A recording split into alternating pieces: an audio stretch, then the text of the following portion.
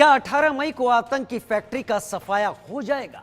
क्या 18 मई को आतंक के अड्डों पर फिर बम बरसेगा? क्या 18 मई को आतंक का गढ़ बर्बाद हो जाएगा? क्या 18 मई को जैश और लश्कर का नामो निशान मिट जाएगा? ये सवाल तब पूछे जा रहे हैं जब पाकिस्तान में 18 मई की तारीख को लेकर हड़कंप मचा हुआ है। पाकिस्तान को एक बार फिर से हमले का डर सता रहा है। पाकिस्तान पीपुल्स पार्टी के चीफ बिलावल भुट्टो को डर सता रहा है कि 18 मई को सीजफायर टूट सकता है। भारत फिर से पाकिस्तान पर हमला कर सकता है, क्योंकि भारत और पाकिस्तान के बीच 18 मई तक युद्ध विराम है। इसके बाद दोनों देशों के डीजीएमओ के बीच बातचीत होगी, लेकिन इस बीच भुज में जवानों के बीच पहुंचे रक्षा मंत्री राजनाथ सिंह का बड़ा बयान सामने आया।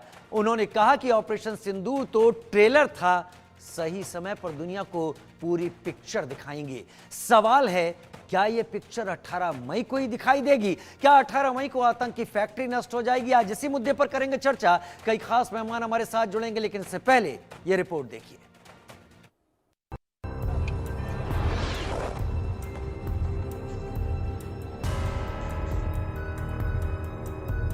ऑपरेशन सिंदूर अभी खत्म नहीं हुआ है।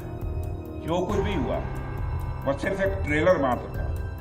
अब जब समय आएगा, जब भी सही समय आएगा, तो हम पूरी पिक्चर भी दुनिया को दिखाएंगे। अब सवाल है कि ऑपरेशन सिंदूर पर जिस पिक्चर की बात रक्षा मंत्री राजनाथ सिंह ने की, क्या उसकी स्क्रिप्ट लिखी जा चुकी है? क्या पाकिस्तान की तबाही का काउंटडाउन शुरू हो चुका है? क्या आतंक का बचा खुचा ठिकाना भी तबाह होने वाला है? क्या फिर आतंकी ठिकानों पर भीषण हमला होने वाला है? क्या ऑपरेशन सिंदूर 2.0 की तारीख तय हो गई है? क्या आतंकी अड्डों पर हमले का खाका तैयार हो गया है? इन सवालों के बीच पाकिस्तान में दहशत फैल गई। आतंक के आका खौफजदा हो गए। आतंकी डर के मारे बिल में छिप गए। खौफ का आलम ऐसा हो गया कि पाकिस्तान के हुक्मरान 18 मई की तारीख से कांपने लगे। सीज फायर टूटने की आशंका जताने लगे। भारत से बातचीत की गुहार लगाने लगे। पाकिस्तान में 18 मई का खौफ इसलिए तो 10 को जो बातचीत हुई वो फिर एक्सटेंड हुई। जो सीज फायर कर लें टेक्निकली बिटवीन द टू, वो 12 तक हुई। 12 को फिर बात हुई, फिर 14 थी, आज फिर हुई, अब 18 तक है। तो ऑब्वियसली अब वो चीज़ें हैं, ultimately it will go to the dialogue. अभी तो मिलिट्री टू मिलिट्री ये कम्युनिकेशंस हैं, तो obviously the political dialogue will take place. हल तो सारा मसाइल वहाँ होंगे, क्योंकि भारत पाक के बीच 18 मई तक युद्ध विराम है। 18 मई तक सीज फायर बढ़ाने पर सहमति बनी थी। 18 मई को फिर से भारत पाकिस्तान के डीजीएमओ के बीच बातचीत होगी। इसी बातचीत में तय होगा कि आगे सीज फायर कितने दिन के लिए बढ़ेगा। लेकिन पाकिस्तान के नेताओं को सीज फायर टूटने का डर सताने लगा। बिलावल भुट्टो ने एक इंटरव्यू के दौरान कहा, भारत की तरफ से जो बयान आ रहे हैं उससे हमें खतरा महसूस हो रहा है कि ये सीज फायर जारी नहीं रहेगा, ये टूट जाएगा, ये बहुत खतरनाक होगा। इस वक्त ये बड़ा इम्तिहान है। हालांकि भारत की तरफ से पहले ही साफ कर दिया गया है कि भारतीय सेना युद्ध विराम का उल्लंघन नहीं करेगी, लेकिन पाकिस्तान की ओर से कोई भी दुस्साहस हुआ तो अंजाम भीषण होगा, पाकिस्तान की बर्बादी की वजह बनेगा। हमने पाकिस्तान के आतंकी और सैन्य ठिकानों पर अपनी जवाबी कार्रवाई को अभी सिर्फ स्थगित किया है। आने वाले दिनों में हम पाकिस्तान के हर कदम को इस कसौटी पर मापेंगे कि वो क्या रवैया अपनाता है। पाकिस्तान के लिए संदेश साफ है कि आतंक के अड्डों को नष्ट करो, आतंकियों को संरक्षण देना बंद करो, आतंकियों को पालना पोषना बंद करो, नहीं तो बारूद की ढेर पर बैठे पाकिस्तान को भस्म होने से कोई बचा नहीं सकता। आतंकिस्तान की तबाही को कोई टाल नहीं सकता। पाकिस्तान की आवाम को यह समझना होगा कि वो कितने बड़े खतरे के मुकाम पर बैठे हैं। वो एक ऐसे बारूद की ढेर पर बैठे हैं जिसके चारों तरफ माचिसों आपस में लड़ते हुए लोग हैं। इस हालात के लिए पाकिस्तान की फौज को संदेश देना चाहूंगा, कागज का है लिबास, कागज का है लिबास, चिरागों का शहर है, चलना संभल संभल के क्योंकि तुम नशे में हो। भारत की ललकार से पाकिस्तान में हाहाकार मचा है। शहबाज दहशत में हैं, मुनीर खौफजदा हैं और डर के साए में आतंक के आका हाफिज और मसूद अजहर भी हैं। उन्हें डर सता रहा है कि 18 तारीख को भारत फिर हमला करेगा, आतंक के बचे खुचे अड्डों को भी मलबे में बदल देगा। Bureau report, India news.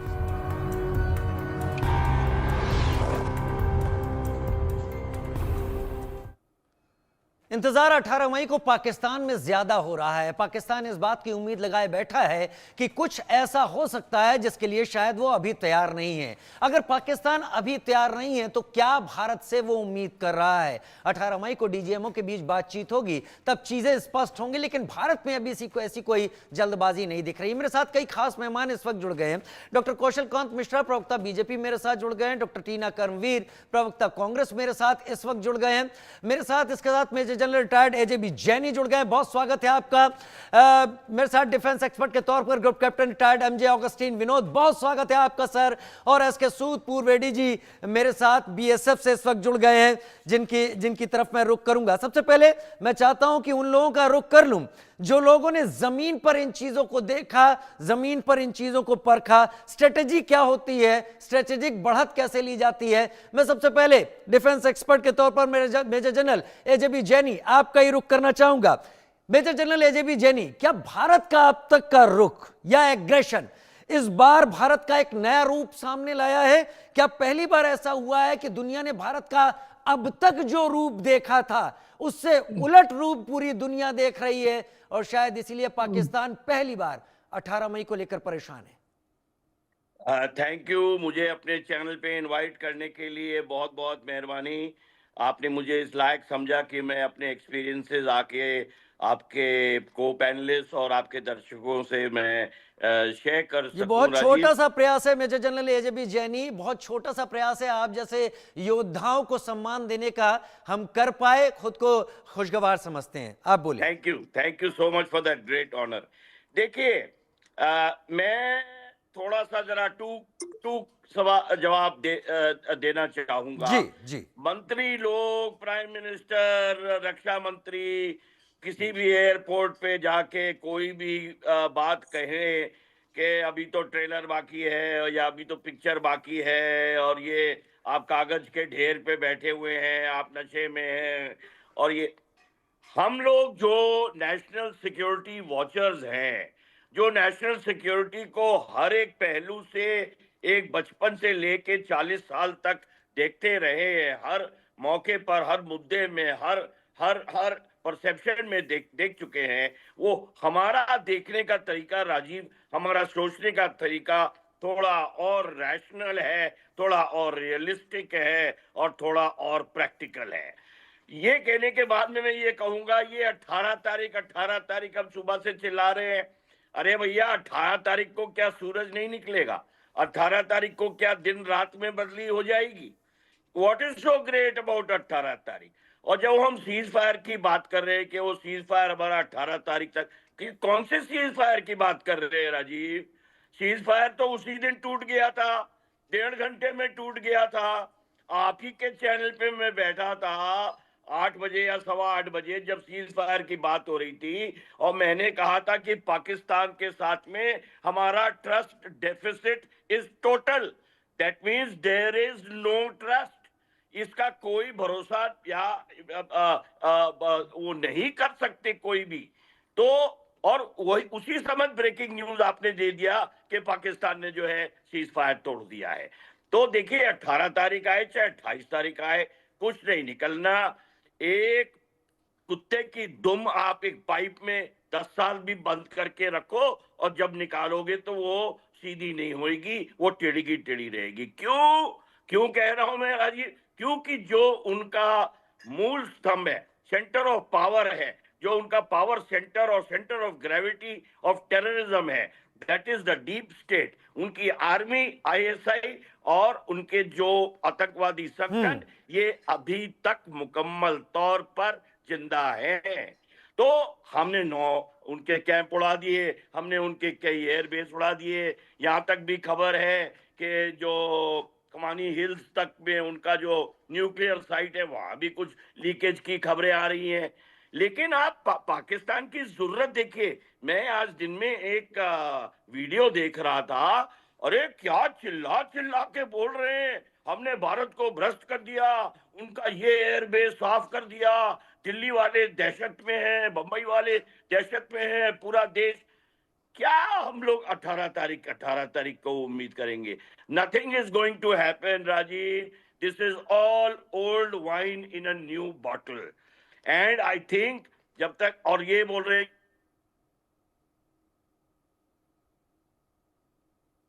ठीक है सर, ठीक है, मैं रुक करता हूं, तकनीकी कारण है, आपकी आवाज रुक गई, लेकिन मेरे साथ ग्रुप आएगा कैप्टन, तब हम सबक मैं आता हूं सर, ग्रुप कैप्टन मैं एमजे ये अगस्टिन कहूंगा, विनोद भी मेरे साथ। जी, अंत में मैं यही कहूंगा कि आने वाला तो समय निकल गया Rajiv. We have lost a golden opportunity ठीक है, राजीव।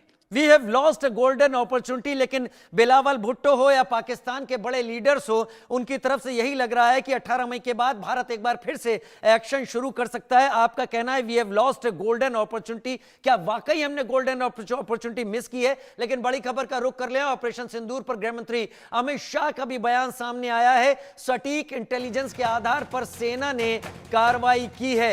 ऑपरेशन सिंदूर की सफलता के पीछे सटीक इंटेलिजेंस मिलना हुआ। एयरफोर्स ने 9 आतंकी कैंप को तबाह किया था। वो पहली रात मिसाइल अटैक करके सीधे सीधे बहावलपुर, मुरीद के और इसके अलावा बाकी 7 और जगहों पर पिन पॉइंट ग्राउंड जीरो पर एकदम ऐसी स्ट्राइक जिससे सीधे आतंक के अड्डों पर चोट पहुंची है। मेरे साथ group captain MJ Augustine Vinod इस वक्त जुड़े हुए हैं। मैं उन चीजों पर अभी नहीं जाऊंगा, अपने राजनीतिक मेहमानों से इस पर चर्चा करेंगे, लेकिन क्या ग्रुप कैप्टन विनोद, पाकिस्तान पहली बार अगर 18 मई को लेकर परेशान है और वो ये कह रहा है कि इसके बाद कुछ भी हो सकता है, मुझे शायद पहली बार ऐसा सुनाई पड़ रहा है कि सीज फायर के उल्लंघन को लेकर पाकिस्तान परेशान है। ग्रुप कैप्टन विनोद, देखिए, इसमें 3 चीजें समझना जरूरी है। सबसे पहली बात, जो लड़ाई झगड़ा शुरू किसने किया, वो उस पे कोई संदेह नहीं है। निहत्थे लोगों को उनका जो रिलीजियस फॉलोइंग है उसको देख करके कत्ल किसने किया, वो सब दुनिया जानती है। तो उनका जो टेरर नेटवर्क है उसको हमने सर्जिकली निशाना बनाया और उनको सर्जिकली हमने निकालने की कोशिश की, जिसके लिए मुझे लगता है कि पाकिस्तानियों को भी या पाकिस्तान के फौज को भी हमें धन्यवाद बोलना चाहिए, क्योंकि जो चीज वो नहीं कर सके, वो भी international quote unquote international terrorist हैं जो यूएन से द्वारा चिन्हित किए गए लोग हैं, उनको अगर हमने सर्जिकली निकाला तो उनको, अगर कोई लॉजिकल नेशन होता तो हमें धन्यवाद कहते, लेकिन ये लोग ऐसे नेशन हैं वो जो, उनके जनाजे पे भी हमने देखा कि वो खड़े हो गए, जिसको हमने बड़े पैमाने पर पूरे दुनिया में उठाया और दिखाया लोगों को, इनका असली चेहरा, नकाब उतारा है हमने, जिसकी वजह से वो अभी भी बौखलाए हुए हैं। लेकिन एक चीज मैं अच्छे से जानता हूं इनको, ये अपने जो करारा हार जो है कभी भूलते नहीं है। और पीढ़ी दर पीढ़ी इनकी जो है 71 की लड़ाई और ईस्ट पाकिस्तान को जो हमने बांग्लादेश बनाया, पीढ़ी दर पीढ़ी ये इस चीज को याद रखती है, और अंग्रेजी में कहता है ना, they keep licking their wound. तो इनको हल्के में नहीं लेना चाहिए हमें, क्योंकि ये कुछ भी कर सकते हैं। और पहली बात, और दूसरी बात क्या है, कई इलाकों में पाकिस्तानियों के जो हमदर्द हैं हमारे देश में जो बैठे हैं, वो भी हो सकता है हानि पहुंचा रहे हों। कल मैं वही देख रहा था, वो जो एक लाल टोपी वाला इंसान जो कह रहा था कि हमको सारा इंफॉर्मेशन यहाँ से आता था कि ये फलाने जगह से ड्रोन लॉन्च हो गया, फलाने जगह से आर्मी का मूवमेंट हो रहा है, हमको वीडियो मिलती थी। मैं उसके बाद से शायद एग्री करता हूँ, हो सकता है उनको उसको मिलती रही हो, और वो आदमी ऐसा है कि थोड़ा बहुत हानि जरूर पहुंचा सकता है। और ऐसे लोग पाकिस्तान में बहुत हैं जिसको हम लोग गलत शब्द इस्तेमाल करते हैं, बोलते हैं नॉन स्टेट एक्टर। पाकिस्तान में नॉन स्टेट एक्टर नामक कोई चीज है नहीं। सारी state instrument war mongering policy के एक हिस्सा हैं। तो नॉन स्टेट एक्टर होते नहीं है कोई, पाकिस्तान में तो बिल्कुल ही नहीं है। नॉन स्टेट एक्टर उसको कहते हैं जिसको स्टेट की तरफ से कोई संरक्षण ना हो, पैसा ना मिलता हो, या फिर कोई ट्रेनिंग नहीं मिलती हो, उनको कहते हैं नॉन स्टेट एक्टर। ये नॉन स्टेट एक्टर नहीं है, पहली बात। बट जब फौज उनका इसमें कूद पड़ा, तब ये फौज वर्सेस फौज वाली एक लड़ाई हो गई, जिसमें वो बखूबी समझ गए कि हमारे फौज के सामने वो किसी भी कीमत पे खड़े नहीं रह सकते, क्योंकि जितना पैसा इनको खैरात में मिलता था उसका, और ये बहुत महत्वपूर्ण बात कह रहा हूं मैं, उसका 70 से 80% जो है ये पेंशन और पे देने में निकाल देते थे, बाकी बचा कुचा फौज के पास जाता था, फौज मतलब आर्मी के पास। जबकि जबकि आप देखते हैं किसी भी नेशन को अगर ढाल की तरह कोई चीज बचाता है, किसी भी नेशन को इकट्ठा रखता है, वो है एयर डिफेंस। जो एयर डिफेंस पे इनकी तवज्जो कम रही। एयर डिफेंस पे ऐसे नहीं था कि आप अगर हिस्टोरियन से बात करते हैं तो 90 के दशक में या लेट 80 के दशक में जी इनका जो एयर डिफेंस था बहुत स्ट्रांग था। इनफैक्ट मैं तो ये कहूंगा, दर्शकों को भी यही कहूंगा कि इनका एयर डिफेंस शायद उस दौरान हमारे से स्ट्रांग था, क्योंकि इनकी जो एयर डिफेंस है ना, ये एयर डिफेंस कमांड है, अलग कमांड है।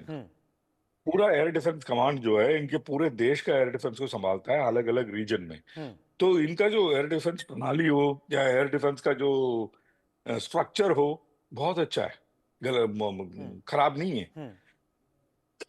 लेकिन इनके आपस के लड़ाई की वजह से, वायुसेना और थल सेना के बीच के जो फ्रिक्शन के चक्कर में इनको एयर डिफेंस का तवज्जो पिछले 10 से 15 साल में मिला नहीं, जिसका शॉर्ट में अभी बता दीजिए बुरी कि तरह। पाकिस्तान इतना घबरा क्यों रहा है कि अगर कुछ हो गया 18 के मैं उसी पे मैं आ रहा हूँ। देखिए उसी पे मैं आ रहा हूँ। आज देखिए, आप ओवरनाइट कोई चीज को एक दिन में ताजमहल नहीं खड़ा हो जाता है, समझे। आपको 18 तारीख को इसलिए इनको खौफ हो रहा है क्योंकि आप ट्रंप भाई साहब के कहने पे हमने और इंटरवेंशन पे शायद हमने रोक तो दिया, लेकिन ये रुकने वाला नहीं है, क्योंकि अभी जैसे साहब ने कहा आधे घंटे में उन्होंने शुरू कर दिया। तो ये ऐसे कौम है, ये ऐसे लोग हैं जो अपने बातों पे खरे उतरने वाले लोग नहीं हैं, जिसकी वजह से इनको 18 तारीख को खौफ है। ठीक है। 18 तारीख को आप देखिए, हम कुछ करें ना करें, हरकत बहुत जबरदस्त इनके बीच में होगी। एग्जैक्टली और उसकी आवाजें भी आने लगी हैं। इसके सूद सर मेरे साथ फॉर्मर डीआईजी बीएसएफ इस वक्त जुड़ गए हैं। फर्स्ट लाइन ऑफ डिफेंस ने इस बार बहुत कुछ ऐसा किया है जो एक्सपेक्टेड नहीं था। कई सारे टेररिस्ट को लास्ट मोमेंट पर न्यूट्रलाइज किया और कई पोस्ट उड़ा दी, और उन्होंने एक तरीके से सेफ सिक्योर बॉर्डर को रखने में बहुत रोल इस वक्त निभाया। अभी बॉर्डर पर बीएसएफ को कितने चैलेंजेस फेस करने पड़े हैं या करने पड़ रहे हैं, और क्या यही वजह है कि पाकिस्तान घबराहट में है कि आर्मी तो आगे आ ही नहीं पाई, बीएसएफ ने ही बहुत बड़ा रोल निभा दिया? पहली करेक्शन मैं एक करना चाहूंगा। I was not a DIG, I was additional DG. Sorry sir, ADG OD. तो उसके बाद मैं ये कहना चाहता हूं कि ये हमारा सोचना है कि वो घबराए हुए हैं।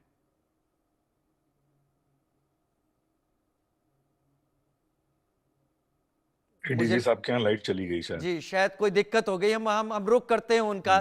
लेकिन अब मैं रुक करूंगा अपने राजनीतिक मेहमानों का, क्योंकि अभी उन लोगों से मेरी बात हो गई है जो इस लाइन में, जिन्होंने देश की सुरक्षा में अपना बहुत बड़ा वक्त लगाया और अभी भी उनका अनुभव देश के काम आता रहता है।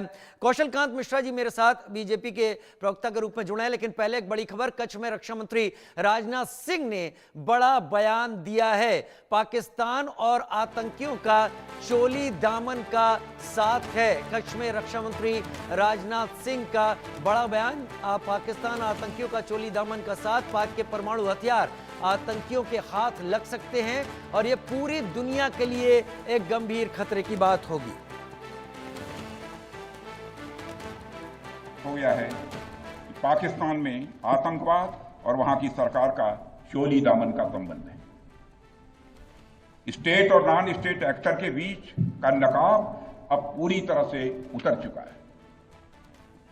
अतः इस परिस्थिति में यदि वहां परमाणु अस्त्र, एटॉमिक वेपन रहते हैं तो इस बात की संभावनाओं को भविष्य में नकारा नहीं जा सकता कि कभी वो आतंकवादी तत्वों के हाथों में चले जाएं। ये सिर्फ भारत के लिए नहीं बल्कि पूरी दुनिया के लिए और पाकिस्तान की आम जनता के लिए भी एक गंभीर खतरे की बात होगी। अब यह स्पष्ट हो गया है। चलिए, मेरे साथ आपने सुना रक्षा मंत्री राजनाथ सिंह इस वक्त क्या कह रहे थे। उन्होंने सीधे पाकिस्तान के एटॉमिक इंस्टॉलेशंस और एटॉमिक वेपन को एक बड़ा खतरा बताया है कि जो कि टेररिस्ट के हाथ लग सकते हैं। डॉक्टर कौशल कांत मिश्रा, आप करो, क्या वाकई ऑपरेशन सिंदूर एक ट्रेलर की तरह है और बड़ी पिक्चर अभी बाकी है? जब देश के डिफेंस मिनिस्टर ने भरी सभा में खुलेआम कहा है तो उसमें मतलब डाउट तो रहना ही नहीं चाहिए, और ये एक बार नहीं कई बार बोला जा चुका है। और अगर याद करें तो जो आर्मी के लोग प्रेस ब्रीफिंग कर रहे थे तो उन्होंने क्या कहा था, उन्होंने एक रामायण की चौपाई कही थी और कहा था, विनय न मानत जलद जड़ गए 3 दिन बीत, और बोले राम सकोप तब भय बिन होए न प्रीत। तो सच्चाई यही है कि जो हमारे से पहले डिफेंस एक्सपर्ट बोल रहे थे कि बिना डर के तो प्यार और शांति अंतर्राष्ट्रीय स्तर पे आ नहीं सकती। ये एकदम फैक्ट है, इसको कोई डिनाई नहीं किया जा सकता है। और दूसरा फैक्ट ये है कि किसी देश की अगर विदेश नीति का हिस्सा आतंकवाद हो, ऑफिशियली या अनऑफिशियली, तो उसको जड़ से खत्म करने के लिए उस देश को ही खत्म करना पड़ेगा। तो जब तक पाकिस्तान है, पाकिस्तान एक विचारधारा है, देश नहीं एक विचारधारा है जो आतंकवाद से अपने आप को पोषित करती है, उसी से अपनी डिफेंस तैयार करती है, वो उनकी राष्ट्रीय पॉलिसी का एक हिस्सा होते हैं। तो हम ये उम्मीद करें कि एक दिन में आतंकवाद खत्म हो जाएगा, ऐसा नहीं होगा। पर हाँ, जिस तरह की नीति मोदी जी ने अपनाई है और पहले की भी सरकारों ने बहुत अच्छा काम किया है, जिस तरीके से पहले पाकिस्तान के 2 टुकड़े कर दिए गए, मैं उसको सराखों पे रखता हूं। लेकिन अब अभी की जो पॉलिसी है, पहले एक पॉलिसी थी कि हम न्यूक्लियर वॉर फर्स्ट नहीं करेंगे, अब कह दिया जी जरूरत पड़ेगी हम करेंगे। हम पहले अटैक नहीं करेंगे, अब कह दिया जी हम जरूरत पड़ेगी तो हम पहले अटैक करेंगे, और करके दिखाया। पहले बॉर्डर पे एक सर्टेन कैलिबर की गोलियां ही अलाउड थी, हमसे बेहतर डिफेंस के एक्सपर्ट बता पाएंगे। आज सारी चार्ज आर्मी को दे दिया गया है कि जैसा आप ठीक समझे वैसा एक्शन लें। अगर इस तरह की पॉलिसी चलेगी तो मुझे लगता है जिस तरीके से पाकिस्तान 18 तारीख के आने के पहले ही डर रहा है, ये डर हमेशा के लिए बना रहेगा। और अगर उसने गलती की और फिर हमारी देश की पॉलिसी ने ऐसा ही काम किया, और जैसा मुझे यकीन है कि करेगी, मुझे अपनी सेना पर, एयर डिफेंस सिस्टम पे पूरा विश्वास है। और जहां तक अभी तो हम देश की बात करें, विदेशी एक्सपर्ट जॉन स्पेंसर ने आज ही कहा कि इंडिया का made in India is much much better than made in China and made in Turkey. एक तरफ देखें कि अगर हम इस युद्ध में देखें तो हमने, इंडिया ने अकेले 3 देशों को हराया है, पाकिस्तान, चाइना एंड टर्की। क्योंकि आप देखिए कि अभी न्यूज आप लोग ही बता रहे हैं कि एयर डिफेंस सिस्टम चाइना का लगा था, PL-15 चाइना की थी, उसके लिए एक्सपर्ट पाकिस्तान में बैठ करके उसको कंट्रोल करने की कोशिश कर रहे थे। जो टर्की के ड्रोन आए थे, उन टर्की के ड्रोन के एक्सपर्ट पाकिस्तान में बैठ करके उसको कंट्रोल कर रहे थे, और पाकिस्तान की आर्मी बॉर्डर पे लड़ रही थी। तो 3 देशों को अकेले इस देश की सेना ने हराया है। इस देश की आर्मी को सैल्यूट। मुझे लगता है कि हमें देश की आर्मी का सम्मान करना चाहिए, और देश की आर्मी जो सुरक्षा की बात है, बॉर्डर की बात है, उसका सारा डिसीजन जैसे इस सरकार ने आज डिफेंस एक्सपर्ट्स के ऊपर छोड़ दिया है और खुद पीछे बैक सीट पे उनकी असिस्ट कर रहे हैं, मुझे लगता है ये पॉलिसी बेस्ट पॉलिसी है।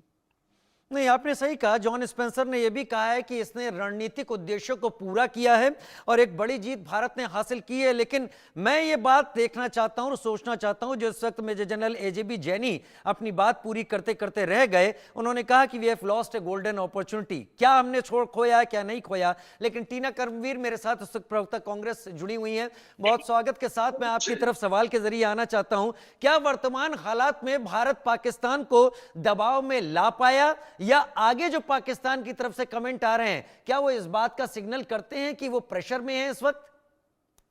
जी देखिए, अभी मैं भाजपा के प्रवक्ता को सुन रही थी, तो जरा ये भी सुन लीजिए। उप मुख्यमंत्री जगदीप धनखड़ देवड़ा जी कह रहे हैं, इस देश की सेना और सैनिक प्रधानमंत्री मोदी के चरणों में नतमस्तक है। अब आप मुझे बताइए, किस मुंह से बोल रहे हैं कि हम सैनिकों को और सेना का सम्मान करते हैं? 48 घंटे हुए ही नहीं है साहब, विजय शाह ने जो बोला, उसके बाद आप क्यों किसके कहने पर आप ये बुलवा रहे हैं, या आप लोग खुद किसके शय पर ये नेता बोल रहे हैं? और ये क्यों पार्टी से इन लोग ऐसे लोगों को, नेताओं को नहीं निकालते हैं? लगातार इस सेना का और सैनिकों का सिर्फ देश ही नहीं, सब लोग कितना सम्मान करते हैं, कितने कृतज्ञ हैं। क्या भारत पाकिस्तान को दबाव में ला पाया या ला पाएगा? जी नहीं, पहले आप मुझे ये बताइए कि भारतीय जनता पार्टी सेना का नहीं, नाम ही कैसे ले सकती है? डॉक्टर टीना कर्मवीर, डॉक्टर ये देखिए, इसके लिए मैं आपको जी। मौका दूंगा। अभी मेरे बिल्कुल। सवाल पर बात बताएं, आपका नहीं। असेसमेंट क्या कहता है? नहीं, असेसमेंट तो देखिए साहब ऐसा है, जब ट्रम्प चाचा ने सीज फायर करवा दिया तो अब ये किस बात का? ट्रम्प ने अब तो ये इनकार भी जो कर दिया। 25 मई को जो है ये एक मीटिंग करने जा रहे हैं। देखिए ये किस तरीके की दोहरी रणनीति अपना रहे हैं। हम बार बार कह रहे हैं कि विपक्ष जो है पूरी तरीके से सरकार और सेना के साथ है, लेकिन ये एनडीए की मुख्यमंत्रियों की बैठक कर रहे हैं। तो आप क्या कर रहे हैं? ऑपरेशन सिंदूर का राजनीतिकरण कर रहे हैं या क्या कर रहे हैं? पूछिए ना, भारतीय जनता पार्टी के प्रवक्ता बैठे हैं यहाँ पर, और लगातार यही लोग जिस तरीके से माफी नहीं मांग रहे हैं। पहले तो आप आता हूं अपने कौशल देश के मिश्रा जी, अपने आता हूं जो कौशल नेता कांत हैं, जी। उनको सिखाइए, कुछ उनको बढ़ाइए, उनसे माफी मंगवाइए और उनको पार्टी से निकलवाइए। फिर हम आपके किसी सवाल का जवाब देंगे, क्योंकि लगातार सोफिया कुरैशी पर सवाल किसने उठाए? आप मेरे सवाल का जवाब दे सकती हैं। आप राजनीतिक बातों को अभी रहने दे डॉक्टर टीना कर्मवीर, वो आप लोग करें, वो आपका हक भी है भारत में। लेकिन क्या भारत पाकिस्तान को दबाव में ला पाया? ये तो भारतीय जनता पार्टी के नेता ने बहुत अच्छे से बता दिया। सब कुछ तो ये बहुत अच्छे से कर रहे हैं, इनको तो जरूरत ही नहीं है। इन लोगों को विपक्ष की जरूरत ही नहीं है कि क्यों सुनना ही नहीं चाहते विपक्ष को। तो हम तो कह रहे हैं कि आप बुलाइए ना, सर्वदलीय बैठक बुलाइए, हम बात करते हैं।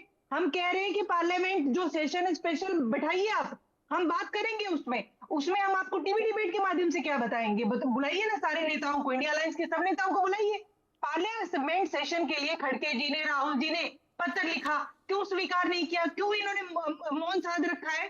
क्या भारत देश के प्रधानमंत्री किससे बचना चाहते हैं? आप बताइए, 2 बैठक हो गई है, 2 बैठक में प्रधानमंत्री क्यों नहीं थे, क्यों नदारद थे, क्यों बाहर थे? प्रधानमंत्री की क्या जिम्मेदारी है? राजीव जी, ठीक है डॉक्टर कौशल कांत, बहुत जल्दी जवाब दीजिए, बहुत जल्दी, क्योंकि मैं मेजर जनरल एजे बी जैनी के पास जाऊंगा। यही काम है इनका। राजीव जी देखिए, मैं बिल्कुल भी पॉलिटिकल होकर के नहीं बोलना चाहता था, पर मेरी दोस्त कांग्रेस की प्रवक्ता है, वो बार बार बोलना चाहती हैं, तो उस पे हम राजनीति नहीं कर रहे हैं। राजनीति तो आप लोग कर रहे हैं। मैडम आप लोग राजनीति कर रहे हैं। ठीक है, आप ठीक लोग है। सेना का सम्मान नहीं कर रहे हैं, आप सेना का अपमान कर रहे हैं। हम चुपचाप देखते रहें क्या?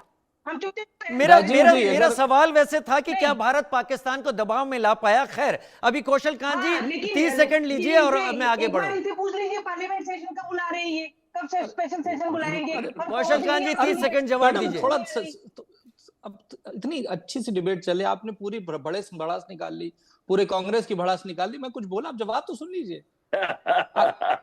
मैं पार्टी का आधिकारिक प्रवक्ता हूं और आधिकारिक तौर पे मैंने जो कहा है सब लोगों ने सुना है।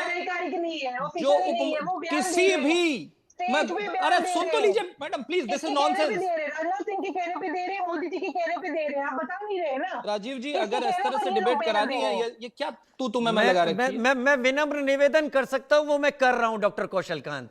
इससे ज्यादा मैं नहीं कह सकता। वो भी मेहमान है और आप भी मेहमान है, तो ये इस तरह अरे भाई मैं जवाब दे तो रहा हूं मैडम, सुन लीजिए। आप देश को बदलाना चाहते हैं, आप चाहते हैं कि सिर्फ अपनी राजनीति करें और तिरंगा यात्रा। डॉक्टर टीना कर्मवीर, अब सुन लीजिए, उस गंदगी में नहीं जाना। अब सुन लीजिए डॉक्टर टीना, अब सुन लीजिए प्लीज, अब सुन लीजिए, अपने सवाल उठाएं।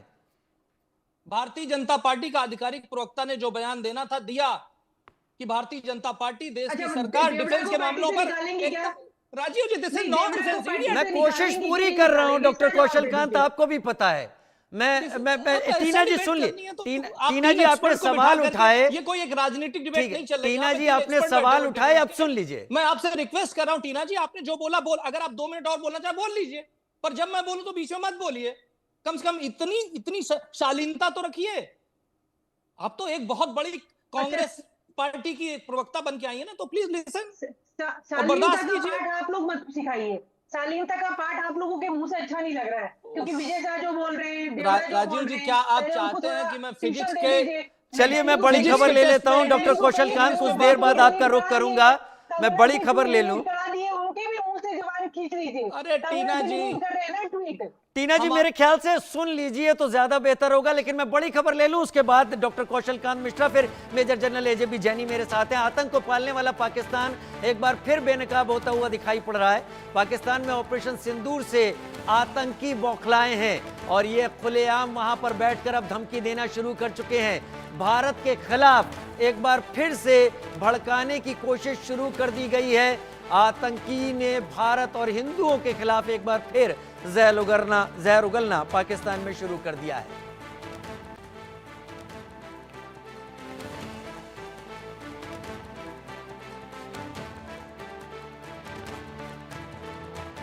ठीक है डॉक्टर कौशल कांत, मेरे ख्याल से अब आप जवाब दे सकते हैं। टीना जी सुन लेंगी। मैं उम्मीद करता हूं टीना जी सुनेंगी। टीना जी, जब ये लड़ाई शुरू भी नहीं हुई थी, आतंक पे पहला प्रहार हुआ था, तो आपके सर मैं माफी चाहूंगा, आर्मी के डिफेंस के लोग बैठे हुए हैं, सब्जेक्ट चेंज किया है तो मुझे जवाब देना पड़ रहा है। अदरवाइज ये फोरम मुझे नहीं लगता कि पॉलिटिकल जवाब के लिए उचित है, पर फिर भी मेरी मजबूरी है। ये मैंने अपने पार्टी का ऑफिशियल पक्ष रखा और हमने, मोदी जी ने भी कहा है कि वो डिफेंस के मामले में, रक्षा के मामले में और इस पाकिस्तान सिंदूर, ऑपरेशन सिंदूर में वो जो आर्मी का फैसला होगा, जो डिफेंस एक्सपर्ट का फैसला होगा, वो फॉलो करेंगे और हम वो फॉलो कर रहे हैं। किसी ने हमारी पार्टी के किसी लीडर ने कुछ भी गलत बोला है तो वो गलत है और उसको माफ नहीं किया जा सकता। अगर किसी भी सेना का अपमान कोई भी करता है तो अपमान है और उसको जो जरूरत पड़ेगी उस तरह का।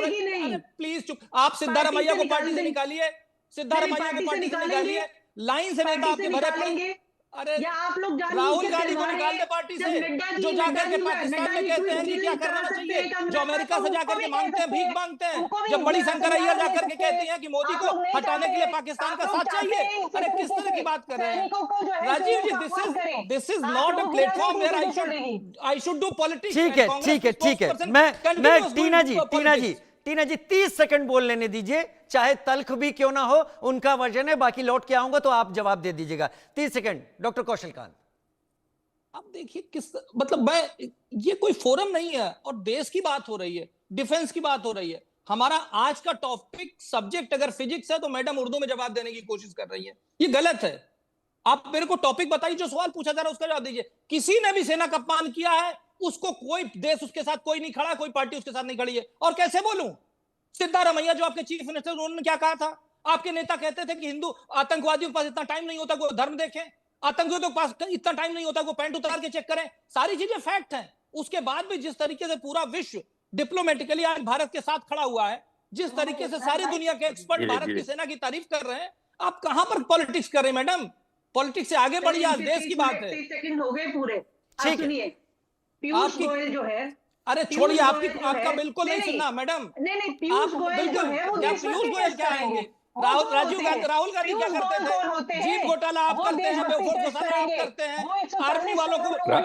डॉक्टर ठीक है डॉक्टर कौशल कांत, ठीक है। इतना आर्ग्यूमेंट ठीक नहीं।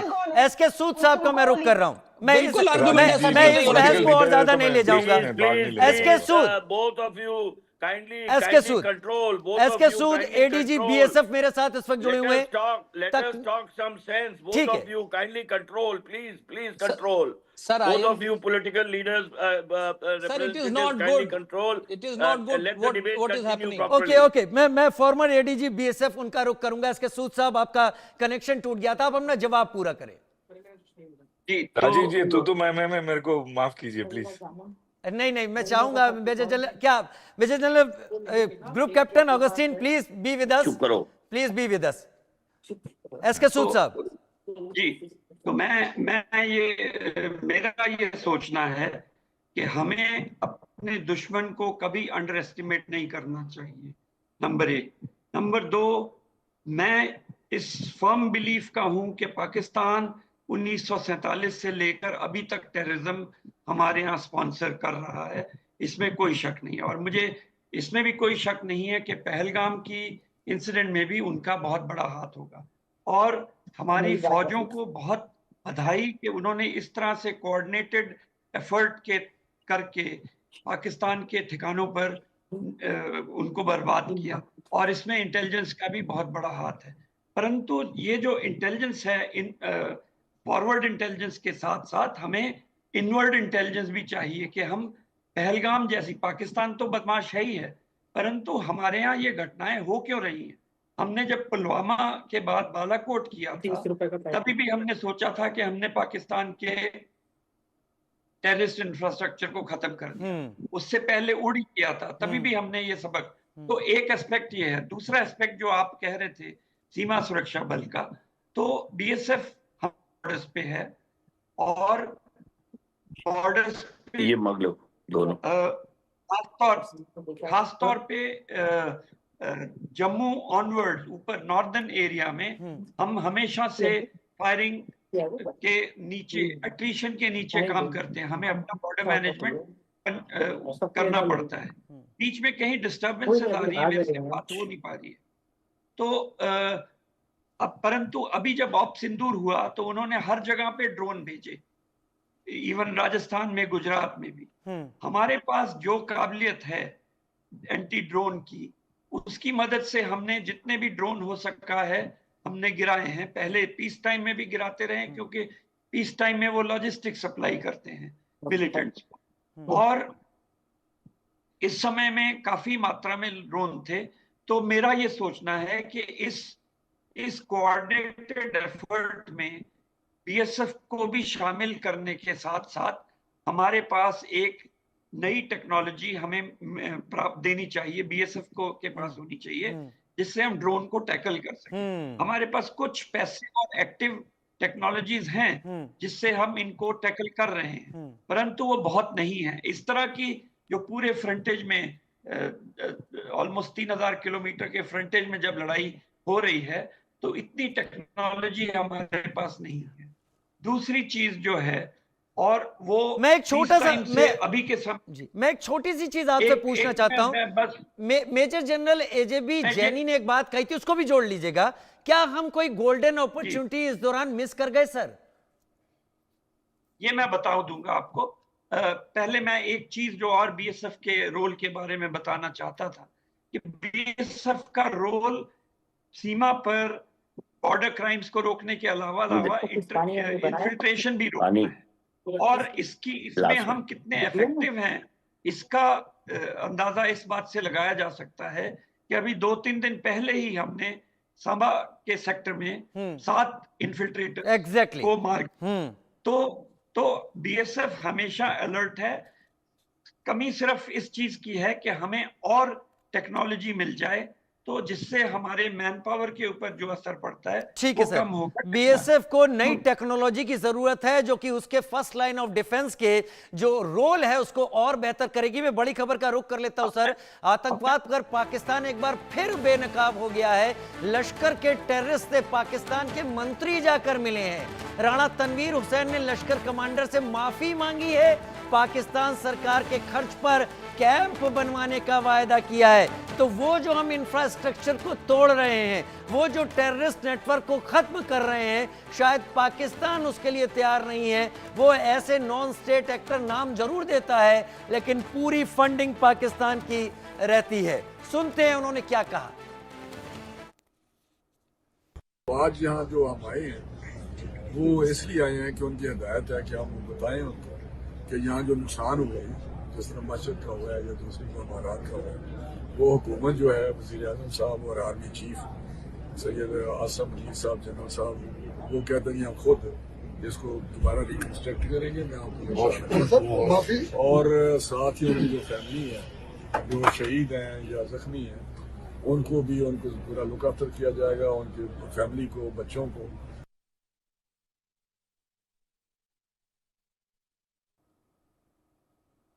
सुना अपने राणा तनवीर को। राणा तनवीर क्या कह रहे थे? वो कह रहे थे कि जो कुछ भी यहाँ टूटा, जो कुछ भी खराब हुआ, जो घायल हैं, जो मारे गए, मुआवजा देंगे, फिर से बनवाएंगे। तो नेटवर्क तो पाकिस्तान एक बार फिर से खड़ा कर लेगा। मेजर जनरल एजेबी जैनी, आपने लास्ट में सेंटेंस बोला था कि वीर जी जो जनरल जानी के बारे में क्वेश्चन पूछा था, उसका जवाब देना चाहता हूँ, जो आपने मेरे से एडिशनल सवाल पूछा।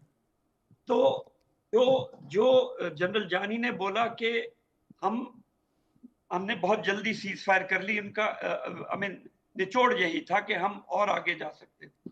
पर मेरा ये सोचना है कि हमारा एम क्या था, हमारे पॉलिटिकल ऑब्जेक्टिव जो ले डाउन किया था डिफेंस फोर्सेस के लिए, वो था कि मिलिटेंट इंफ्रास्ट्रक्चर को पाकिस्तान में खत्म करना चाहिए। वो हम कुछ हद तक अचीव कर सके। आगे हम उनको पाकिस्तान को खत्म कर सकते हैं या पीओके को ले सकते हैं। ठीक है। मुझे नहीं लगता कि जो अभी तक का फोर्स बैलेंस है, जो इक्विवेलेंस है हमारे दोनों देशों के बीच में, उसमें ऐसा संभव है कि हम पूरे पाकिस्तान को मैं अब मेजर जनरल एजेबी जैनी को बीच में ले आता हूं। मेजर जनरल एजेबी जैनी, आपको ऐसा क्यों लगता है, क्यों कहना पड़ा that we have lost a golden opportunity? Unmute कर लीजिए सर, अपने अनम्यूट कर लें। मेजर जनरल जैनी अपने को अनम्यूट कर लें सर। नहीं आवाज आ पा रही। ठीक है ठीक है, मैं ग्रुप कैप्टन ऑगस्टीन को बोलता हूं। ग्रुप कैप्टन ऑगस्टीन, इस बार एयरफोर्स ने लीड किया और एयरफोर्स ने ही पूरा जो जमीन पर जो वॉर की स्ट्रेटेजी थी उसे सेटअप किया और डिसाइड किया। फ्यूचर कोर्स ऑफ एक्शन जब होता है, आप एयरफोर्स को कहां देखते हैं? हालांकि पाकिस्तान बहुत सारे ऐसे दावे कर रहा है जिन दावों के लिए अभी तक वो हकीकत में कोई सबूत नहीं दे पाया है। सही तो तभी तो देखिए राजीव जी, दो चार चीजें मैं, आप मेरे को चंद मिनट दीजिए। मैं जी, लगता है कुछ पैनल को भी यहाँ पे कंफ्यूजन है, तो वो भी दूर कर ही देता हूँ। किसी भी मिलिट्री ऑपरेशन में पॉलिटिकल इंटरफेरेंस एटलीस्ट इंडिया में बहुत कम होता है, और ये कहने में मुझे बिल्कुल ही संकोच नहीं है कि मैं तो अभी एयरफोर्स, आर्मी या जो भी है वो ए पॉलिटिकल ऑर्गेनाइजेशन है हमारा। हमारा ऑर्गेनाइजेशन कभी भी पॉलिटिकल लीनिंग कभी रखा नहीं है। तो 2019 में मैं रिटायर हुआ हूं, तो पॉलिटिकल लीनिंग का सवाल ही नहीं होता है। दूसरी बात, कोई भी पॉलिटिकल पार्टी हो, वो किसी भी मिलिट्री ऑपरेशन में अपना सजेशन देने का या किसी भी दिशा या देने का सक्षम भी नहीं है। तो मैं बालाकोट का आर्किटेक्ट रहा हूं, मैं आपको बता रहा हूँ। राजनाथ सिंह जी थी, राज जी ही थे उस समय में भी। तो हम जाके अपना प्लान ऑफ एक्शन रखते हैं, ठीक है।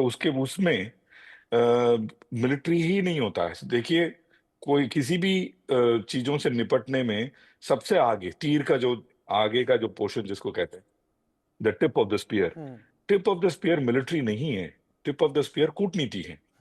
और हम ये कोशिश करते हैं, एटलीस्ट एक भारत जैसा एक देश ये कोशिश करता है कि चीजें कूटनीति सब संभल जाए या फिर बातों से ये हल हो जाए।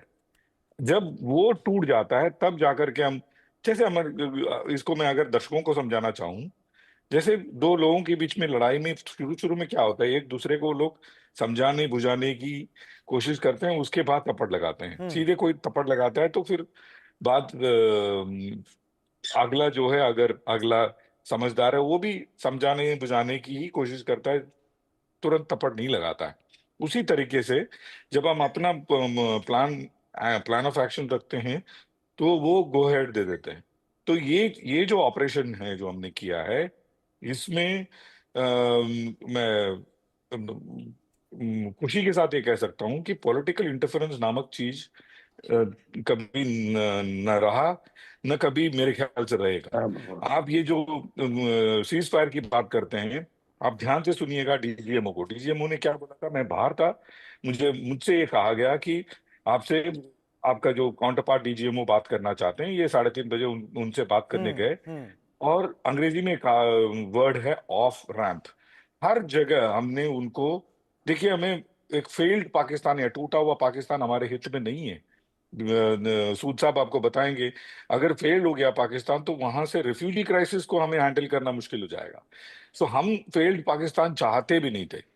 तो हमने सिर्फ टेरर इंफ्रास्ट्रक्चर को मारा, उसके बाद उनकी फौज इन्वॉल्व हुई, तो हमने फौज को और मैं अभी जो आज जो राजनाथ सिंह जी कह रहे हैं, आप मेरे पुराने ट्वीट पर उठा करके देखिए, अब मैंने भी एग्जैक्टली यही कहा है, ये ट्रेलर है, पिक्चर तो अभी बाकी है मेरे दोस्त। क्योंकि ये जो पिक्चर की जो हम बात कर रहे हैं वो राजनीतिक नहीं है, वो हमारा कैपेबिलिटी है। भारतीय वायुसेना, भारतीय सेना, इसकी कैपेबिलिटी है, वो है पिक्चर, ना कि कोई पॉलिटिकल कैपेबिलिटी। ऑफ कोर्स है, बट वो दिशा और निर्देशन या फिर गो हेड देने तक ही सीमित है।